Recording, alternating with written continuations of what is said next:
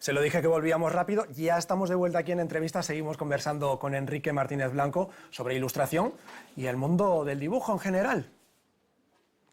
¿Y qué es lo que más le ha costado dibujar a lo largo de toda su carrera? Son más de 40 años. Realmente no soy un dibujante excepcional, pero tampoco soy tan malo. Creo que puedo dibujar prácticamente todo porque se dibuja no solamente con la mano, sino se dibuja con el cerebro. Si eres capaz de visualizar un objeto, un animal, una persona, eres capaz de dibujarlo, lo cual no quiere decir que sea una imagen fotográfica exactamente igual a lo que quieres dibujar, pero sí debe ser exactamente igual a la que tú te imaginaste que debes hacer. Bueno, sí, ponía de ejemplo antes a Picasso como una de las personas en las que usted se fijaba, ¿no? Y Picasso precisamente no plasmaba un realismo en...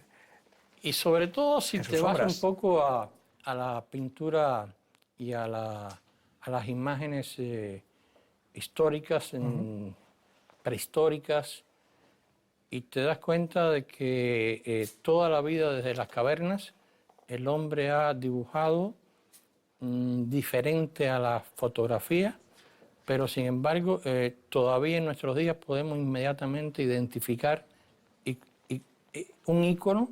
Sí. Y saber incluso la intención y el sentimiento de un ícono.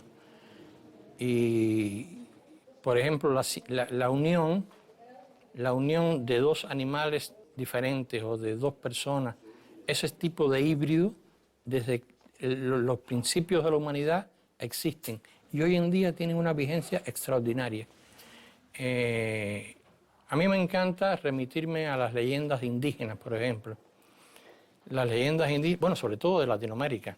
Sí, bueno, además usted ha trabajado ampliamente en y todo las el leyendas continente. indígenas nos dan un pie increíble para ver toda la magia que todos los indios han creado durante toda su vida para explicar o para pedir cosas a la naturaleza.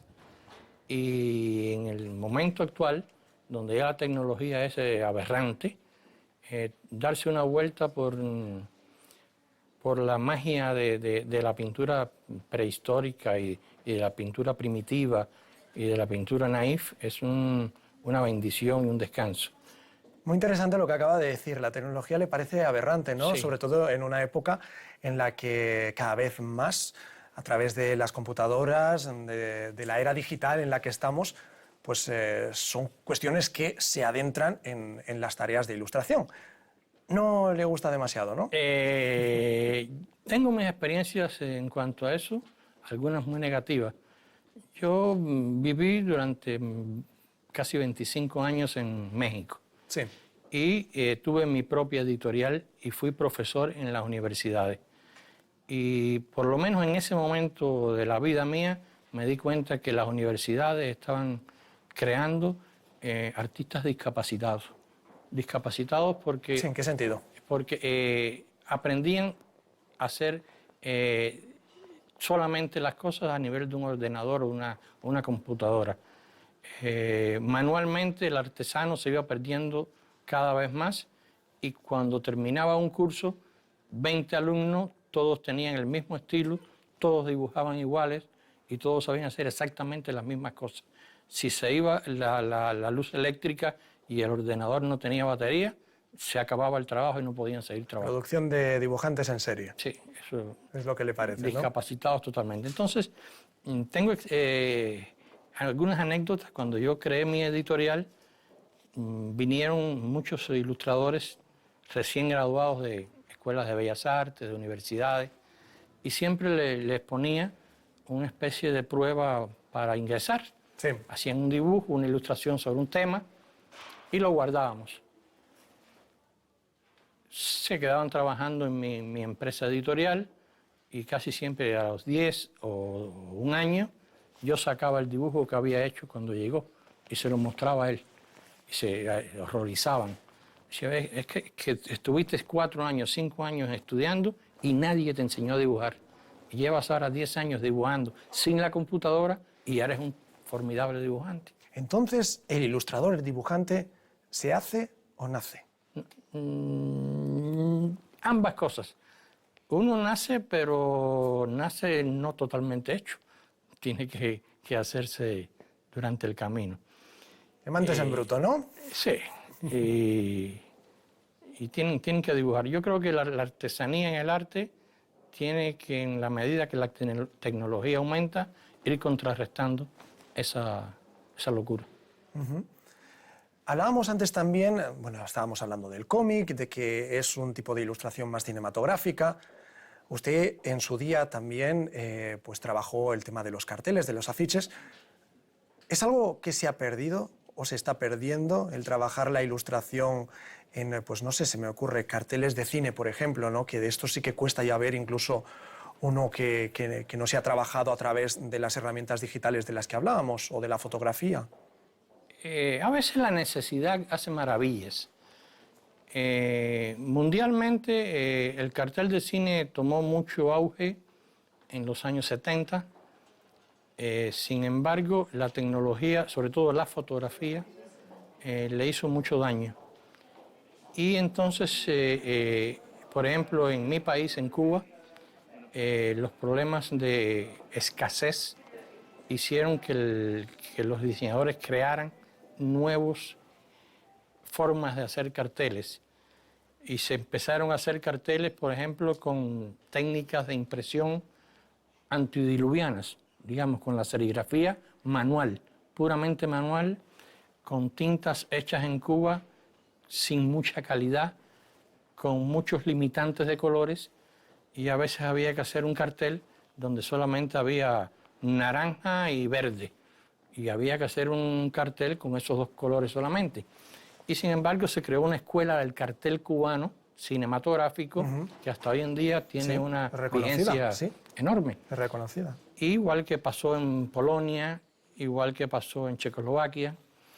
Y sin embargo el cartel de cine de países muy desarrollados fueron tragados por la tecnología, por la soncería, por la repetición, por la no legibilidad del cartel.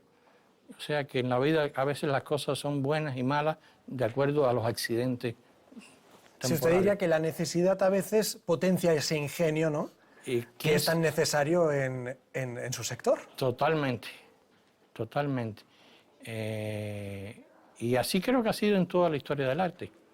Yo creo que siempre, desde que el hombre primitivo necesitaba que lloviera Sí. y empezaba a hacer sus dibujos, hasta hoy en día que en el metro de Nueva York ves a la gente tocando para sobrevivir y te hacen un zulo, un jazz, impresionante. Sí, la necesidad hace y los problemas hacen que el hombre se supere mucho y haga maravillas. Es interesante también, ¿no? Como estamos comentando, está comentando, vaya, que el hombre, ¿no? En la prehistoria ya empezó a ilustrar, pues en las cavernas. Se consideran estos artistas los primeros artistas de la raza humana. O usted los considera, vaya. Desde que empezaron a observar lo que ellos hacían, el resto de los habitantes del grupo social, sí ya comenzó cuando se encerraban totalmente por un problema religioso a hacer sus dibujos o su arte y no eran observados por el resto de la comunidad, todavía no eran artistas, porque para ser artista tienes que compartir, tienes que tener un público. Entonces, la otra cosa anterior a que lo vieran era totalmente religioso. Pero ya después que tú lo ves, pues ya eres un público. Y entonces ya eres un observador, y eres un crítico, y eres un consumidor de arte, ¿no? Y entonces sí, en ese momento ya ellos fueron los artistas de la comunidad, del grupo.